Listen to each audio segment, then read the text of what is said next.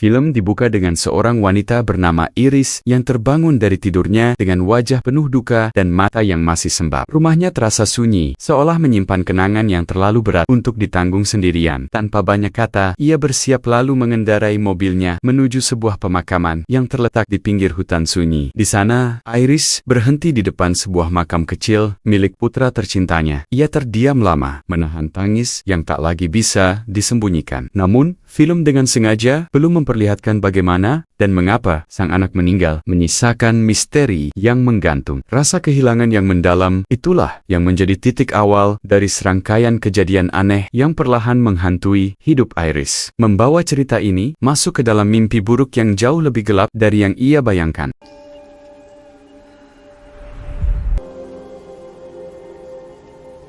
Iris naik ke puncak bukit dengan niat mengakhiri hidupnya. Ia berdiri di tepi jurang, siap melompat. Namun, sebelum itu terjadi, seorang pria asing datang dan mengajaknya berbicara dengan sikap seolah-olah peduli. Perlahan, pria itu berhasil membuat Iris mengurungkan niatnya. Merasa didengarkan, Iris akhirnya ikut kembali ke mobil bersama pria tersebut, tanpa menyadari bahaya yang menantinya.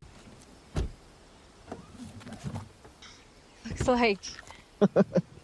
Tanpa disadari, semua itu hanyalah jebakan. Iris tiba-tiba disetrum, hingga tak berdaya dan langsung pingsan. Sejak saat itu, mimpi buruk yang tak pernah ia bayangkan pun dimulai.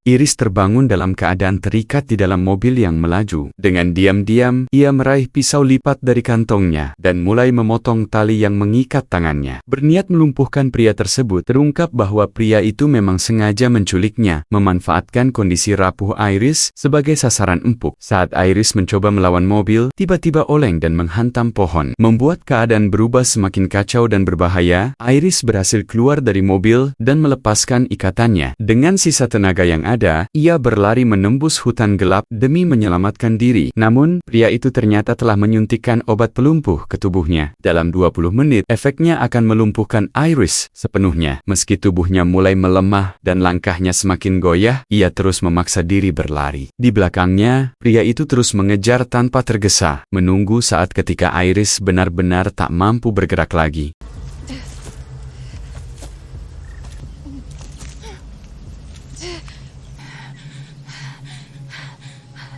Iris terpaksa keluar dari persembunyiannya karena tubuhnya dikerubungi semut. Dalam kondisi yang semakin lumpuh, ia merangkak lemah menuju sungai dan nekat membiarkan dirinya hanyut terbawa arus demi menjauh dari kejaran pria itu. Saat harapannya hampir benar-benar habis, seorang kakek tua yang sedang memotong rumput di sekitar tepi sungai tiba-tiba menemukan Iris tergeletak lemah di sana.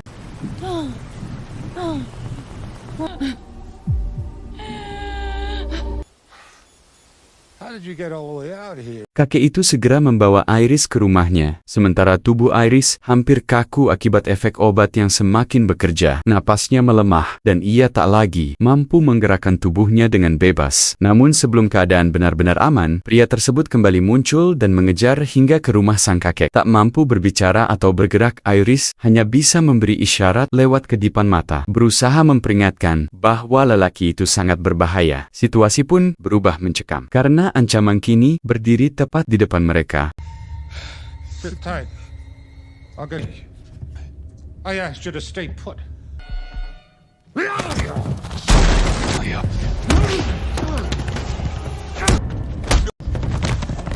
Pria itu akhirnya membunuh sang kakek dan membakar rumahnya hingga dilalap api. Di tengah kobaran dan asap yang pekat, efek obat dalam tubuh Iris perlahan mulai menghilang. Meski masih lemah, ia sengaja menimbulkan suara agar keberadaannya diketahui. Saat pria itu sempat pergi, Iris mencoba memanfaatkan kesempatan untuk kabur. Namun usahanya gagal, ia kembali tertangkap, dan teror yang dialaminya pun berlanjut tanpa ampun.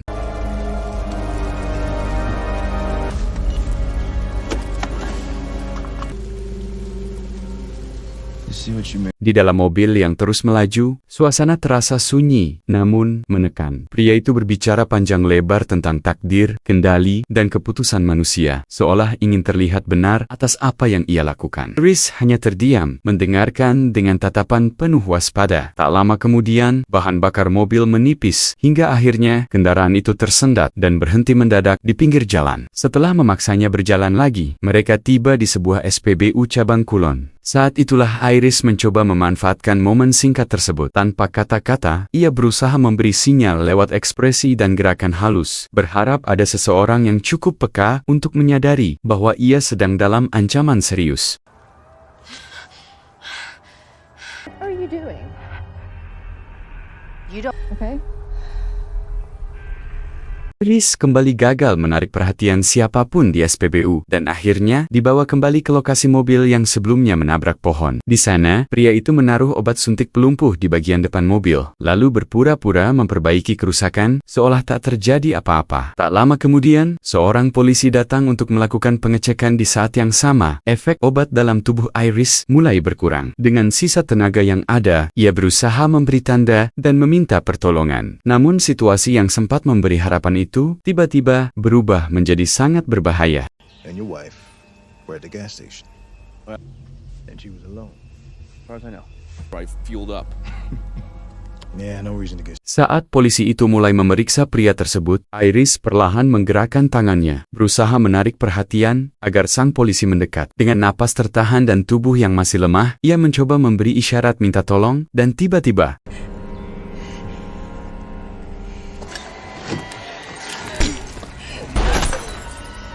polisi itu akhirnya tewas, menghancurkan sisa harapan yang dimiliki Iris. Pria tersebut kembali membawanya pergi dengan mobil, meninggalkan lokasi kejadian tanpa jejak. Di sepanjang perjalanan mereka terlibat percakapan dingin tentang hidup, pilihan, dan rasa takut. Pria itu berbicara seolah ia memegang kendali penuh atas nasib Iris. Sementara Iris hanya bisa bertahan secara mental, menahan kepanikan yang terus menghantui. Mobil melaju tanpa arah yang jelas, hingga akhirnya berhenti di sebuah danau terpencil. Di tepiannya telah terikat sebuah perahu kecil, seakan semuanya sudah direncanakan sejak awal.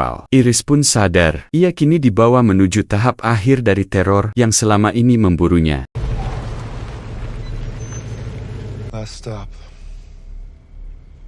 Iris sempat mencoba membalas dengan menyuntikkan obat pelumpuh yang diam-diam berhasil ia ambil. Namun tubuhnya yang belum sepenuhnya pulih membuat serangannya gagal. Pria itu segera menguasai keadaan, memaksa Iris naik ke perahu dan membawanya ke tengah danau yang sepi, jauh dari siapapun. Di atas perahu yang terombang-ambing, Iris mencoba taktik lain. Ia berpura-pura menyerah, memainkan emosi agar pria itu lengah dan merasa iba. Namun alih-alih luluh, sikap itu justru memancing amarahnya. Dalam sekejap, suasana berubah menjadi brutal. Pertarungan hidup dan mati tak terhindarkan. Dan di tengah danau sunyi itu, hanya satu yang akan keluar dalam keadaan hidup. Sorry.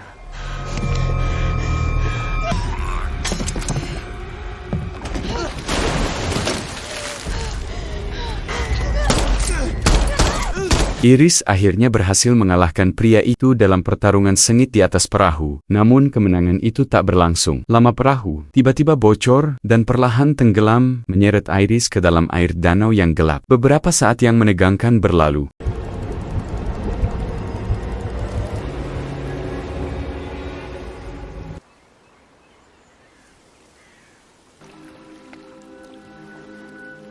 Hingga Iris muncul kembali ke permukaan dengan napas ngos-ngosan. Efek obat di tubuhnya telah sepenuhnya hilang. Meski nyaris kehilangan segalanya, ia akhirnya berhasil selamat dari teror mematikan tersebut.